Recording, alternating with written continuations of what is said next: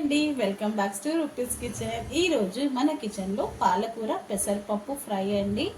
చాలా ఈజీగా సింపుల్గా అయిపోయే రెసిపీ అండి. సో దాని తయారీ విధానం చూద్దామా. ఇది ఒక 6 కట్టలు పాలకూర అండి. ఇది ఒక 1 స్పూన్ పెసరపప్పు అండి. కడిగేసి నానబెట్టేసుకున్నాను ఒక 1 అవర్ పాటు. కారం ఒక పచ్చిమిర్చి ఏమో 7 అండి. కొంచెం వెల్లిపాయలు. ఇది ఇప్పుడు కట్ తీసుకొని మంచిగా క్లీన్ చేసేసుకొని పాలకూర చిన్న చిన్న పీసెస్గా కట్ చేసేసుకొని ఉప్పు వాటర్లో వేసేసి కాసేపు నానబెట్టేయాలండి. నానబెట్టేసాక బాగా ఒక 2-3 టైమ్స్ బాగా వాష్ చేయాలి. ఎందుకంటే ఇప్పుడు అంత వర్షాకాలం కదండి, మట్టి మట్టిగా ఉంటుంది,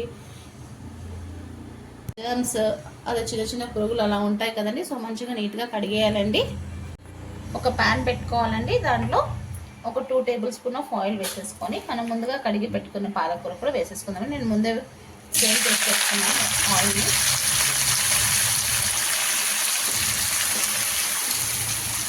ఆకుకూరలు వీక్లీ 2-3 టైమ్స్ తింటే చాలా మంచిదండి.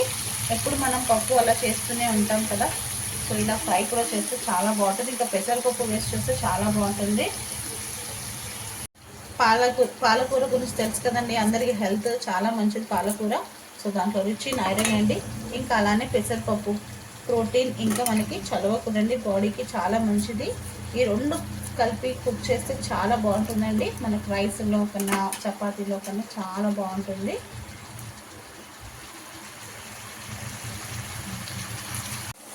ఇలా పాలకూర అంతా వేసేసుకోవాలి, ఫ్రై చేసుకోవాలండి. నేను మూత పెట్టానండి పాలకూర ఫ్రై చేసినప్పుడు. అలా మూత పెడితే నల్లగా అయిపోతుందని చెప్పేసి ఆకుకూర నేను అసలు మూత పెట్టను. ఇలానే మంచిగా గ్రీన్గా ఉంటుంది మనం మూత పెట్టకుండా కుక్ చేసుకుంటే. నేను ఇంతకు ముందు కూడా ఫ్రై చేసేటప్పుడు కూడా చెప్పానండి ఇలానే.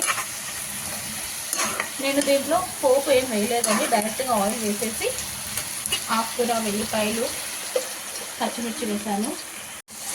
ఇప్పుడు ఇలా కొంచెం డ్రై అవుతుంది కదండి, అప్పుడు పసుపు, సాల్ట్ చూసి వేసుకోండి. ఎందుకంటే ఆల్రెడీ మనం పాలకూరలో సాల్ట్ ఉంటుంది, సో అందుకని కొంచెం సాల్ట్ చూసి వేసుకుని టేస్ట్ తగినంత.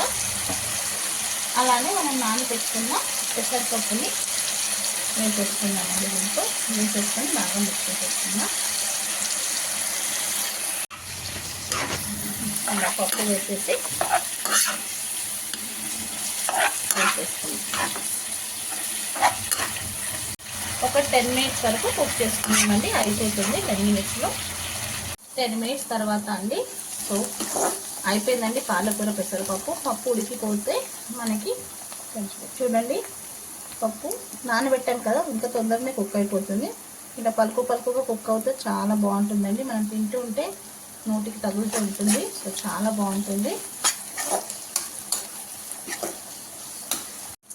ఇంకా అయిపోయిందండి. నేను గ్యాస్ కూడా ఆఫ్ చేసేసాను. నాకైతే కొంచెం ఆయిల్ ఎక్కువ పడింది అనిపిస్తుంది, సో మీరు ఫ్రై చేసేటప్పుడు కొంచెం తగ్గించి వేసుకోండి.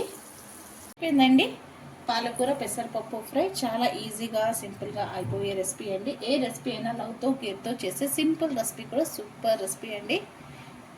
వీడియో ఫుల్గా చూడండి, ఫుల్గా చూసేసి లైక్ చేయండి, కమెంట్ చేయండి. కొత్తగా ఎవరైనా ఛానల్ని చూస్తే సబ్స్క్రైబ్ చేసుకోండి. మీ రూపీస్ కిచెన్.